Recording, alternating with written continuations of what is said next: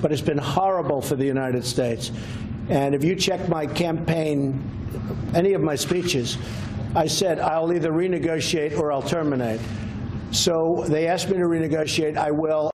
Well, that's President Trump on his decision, as he says, to renegotiate NAFTA, the North American Free Trade Agreement. You know, it comes as 32 CEOs pen a new letter to the president.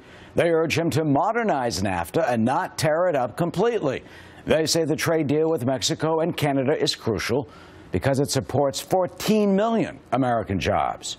So what should happen? Gene Mark, CPA for the Marsh Group, joins us and is a columnist for the Washington Post. Well, Gene, we just heard the president, saying it's a horrible deal.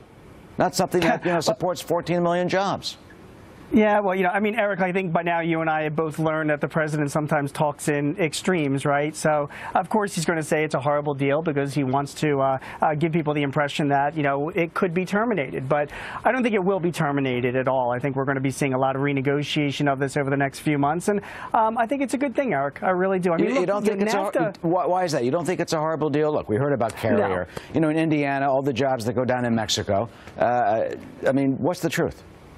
You hear about the jobs that go down to Mexico, the lost American jobs. Let's not forget that the prices that American consumers have available to them are much lower because of goods and things that are manufactured either in Mexico or in Canada as well.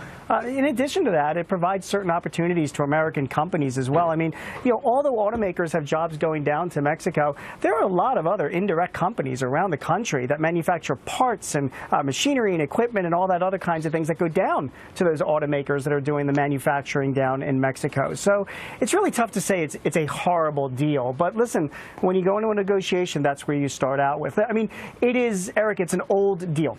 I'm gonna make you feel old right now, okay? This deal is like 24 years old. Like Mrs. Doubtfire was introduced the year that NAFTA came out. So it definitely needs some updating and some negotiating, and that's exactly what I think the U.S. government's going to do. They want to dust it off and say, what can we do to improve this deal for American companies? And there are definitely some significant areas that need some improvement. But before we get to that, I want to get back to the fact that, look, there is the impression it kills jobs. And you talk about going back in time.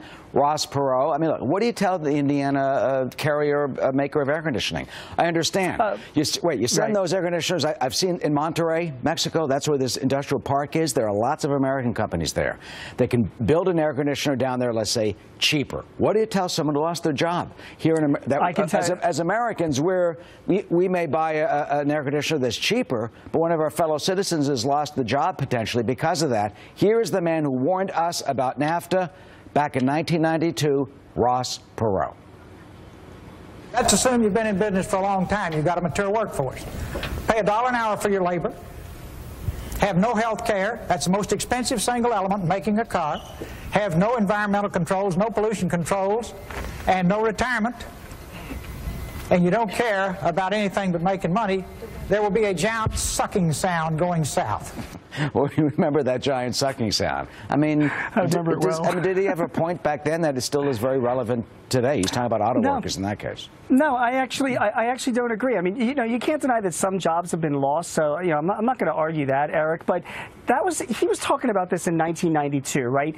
In that period of the time, since the past 20, 25 years, American output, manufacturing output, has increased more than 40%, and we have 5 million less jobs in this country, and we've still been able to increase our output that much. And the real reason behind that, when we're talking about Mexico taking away our jobs, that's not taking away American jobs. Automation and technology is taking away American jobs, and that's just a fact. American companies, just like their counterparts in Japan and other countries, are investing in robotics and artificial intelligence and automated technologies those are the ones that are eliminating a lot of jobs in the manufacturing sector, and yet at the same time increasing productivity. Right now, there is still over 1 million jobs in manufacturing that are unfilled in America, mainly because those manufacturers are looking for more highly skilled workers who can do the work on those more technical machinery and equipment that are using the automation that's making the productivity so much possible. So is NAFTA the cause of the loss in jobs? I don't agree that it is. Okay, so bottom line, a minute left. You think NAFTA should stay? Yep. Yeah, I do. And let me just tell you some of the big things, right? I mean, look, in Mexico right now, Wilbur Ross, the Secretary of Commerce, spoke last week that, Mexican companies were buying very, very cheap, products with a point of origin from Asia and China. He doesn't think that's fair. He thinks NAFTA countries should be buying and selling to each other. So he wants to change that. He wants to change the rules on allowing companies to do temporary tariff if there are countries with issues with each other. He wants to change cloud computing that didn't exist when Ross Perot was running for president. Now there's a whole bunch of technology and privacy and security settings that need to be done.